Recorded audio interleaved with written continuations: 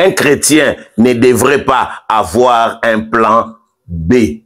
Avec Dieu, il n'y a que des plans A. Il faut même éliminer les plans B. Jérémie chapitre 29, verset 11.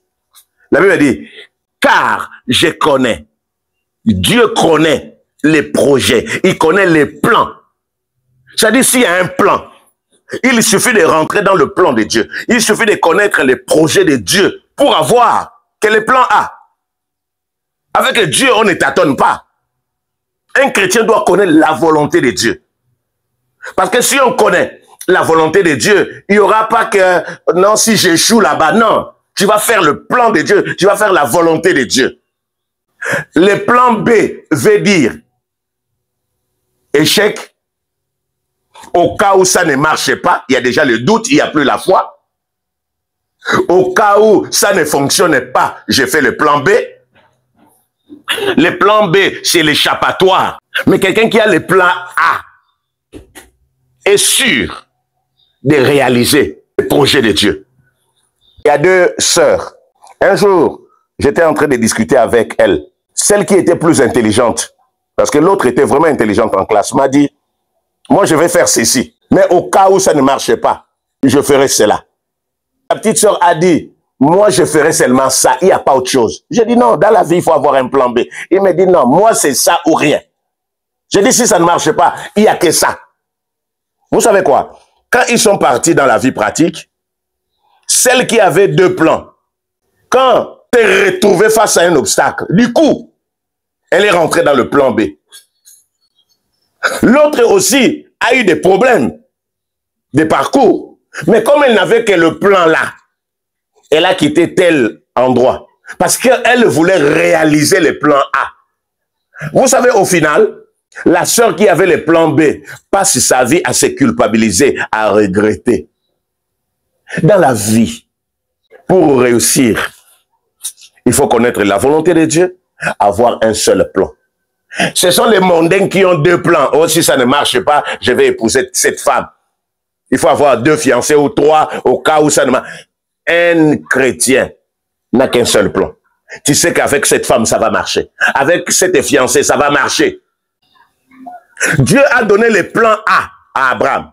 Évidemment, Abraham a quitté sa famille, Abraham a quitté sa maison, Abraham a commencé à suivre les plans A de Dieu. Mais à un moment donné, ces plans-là ne se réalisaient pas. Il fallait faire le plan B. Donner à Abraham Agar. Agar était le plan B. Ce n'était pas le plan A. Mais vous savez quoi? Aujourd'hui, si nous avons des guerres, si nous avons des problèmes dans le monde, c'est parce que Abraham avait fait le plan B. Le plan A des enfants d'Israël, Canaan. Il n'y avait pas de plan. Ce qui fait que quand ils se sont retrouvés devant la mer Rouge, il n'y avait pas un autre plan. Oh, retourner, non. Ils devaient attendre le miracle. Et le Seigneur a fendu la mer Rouge. Quand ils sont arrivés à Canaan, vous savez que Canaan n'était pas libre. Canaan était occupé. Mais il n'y avait pas un autre plan. Il fallait combattre. Il fallait faire la guerre. Il fallait prendre possession. Chasser les occupants des Canaan. Les Amoréens, les Jébusiens, ainsi de suite. Mais à supposer qu'ils avaient dit non, mais comme c'est occupé, le plan B, c'est continuer la route, peut-être nous allons trouver un pays là-bas. Oh, bien aimé dans les Seigneurs, les enfants d'Israël allaient disparaître. À cause du plan B, beaucoup de gens font partie de ce que nous appelons la statistique négative. Aujourd'hui, tu fais partie de la statistique. Pourquoi? Parce que quand on compte les chômeurs, il y a 10% de chômeurs dans le pays. C'est parce que tu as suivi les plans B. Le plan de Dieu, c'était que tu sois, par exemple, médecin, que tu sois avocat. Mais toi, tu te retrouves aujourd'hui ingénieur. Ce qui fait que pendant que Dieu te cherche parmi les médecins, les avocats, toi, tu es parmi les ingénieurs, tu feras partie de la statistique négative. Mais les gens qui ont suivi les plans de Dieu font partie aussi de la statistique, mais la statistique est positive. C'est-à-dire quand on parle des gens qui travaillent, ils en font partie. Quand on parle des gens qui réussissent dans la vie ou qui ont réussi, ils en font partie parce qu'ils ont suivi les plans A de Dieu. Oh, il n'y a pas de plan B. Vous savez pourquoi les gens rentrent dans le plan B? C'est parce que ils font parfois intervenir la troisième personne. Dieu te dit, tu vas épouser cette femme. Toi, tu cours chercher ton ami pour dire, ah, regarde un peu cette femme. Le Seigneur m'a dit que je vais. Tu sais ce que l'ami va te faire? Il va te détourner, il va te décourager. Non, cette femme n'est pas bien. Non, cette femme, c'est une femme méchante. Cet homme, non, il n'est pas beau. Cet homme est comme ceci. Cet homme est comme cela. Ce qui fait que, comme tu as suivi cet ami, tu quittes le plan A pour entrer dans le plan B et pour faire partie de la statistique négative.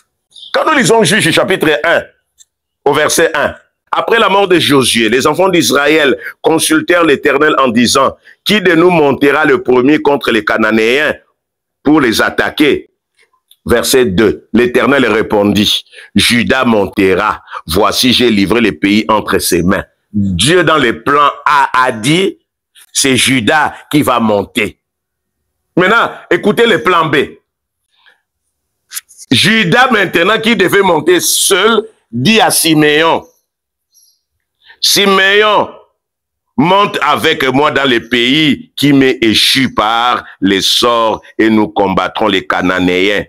J'irai aussi avec toi dans celui qui t'est donné en partage. Et Siméon alla avec lui. Vous connaissez la suite. Dieu dit clairement, plan A, Judas monte. Judas, au lieu de faire le plan de Dieu, le plan parfait, il fait le plan B. Siméon, accompagne-moi. Moi aussi, je t'accompagnerai. Plan B. Pareil avec Abraham. Abraham, quitte. Plan A. Plan B, c'est quoi? L'autre, mon neveu, accompagne-moi. À un moment donné, ils ont eu des problèmes. Quand Judas est monté avec Siméon, ils ont remporté de grandes victoires. Hein? Ah, mais la suite, bien aimé, si tu n'as rien retenu, voici la clé. Si tu n'as rien retenu, avec Dieu, il faut éliminer les plans B. Avec Dieu, il y a uniquement les plans A. Pourquoi? Parce que Dieu dit, je connais les projets que j'ai formés. Alors, comme Dieu connaît, si tu demandes à Dieu de te révéler ses projets, ses plans, tu ne vas pas tâtonner, tu ne vas pas chercher ailleurs. Même si ça tarde, tu vas attendre. Mais pourquoi les gens s'agitent? Pourquoi ils changent les plans de Dieu?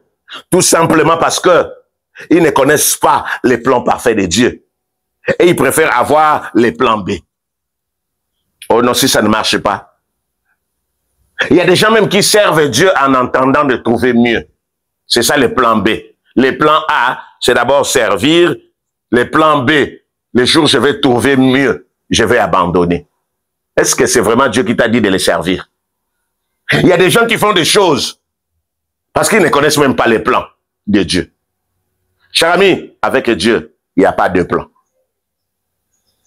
Avec Dieu, il n'y a que les plans A. Oh Père, merci. Merci Jésus. Merci l'homme de Galilée.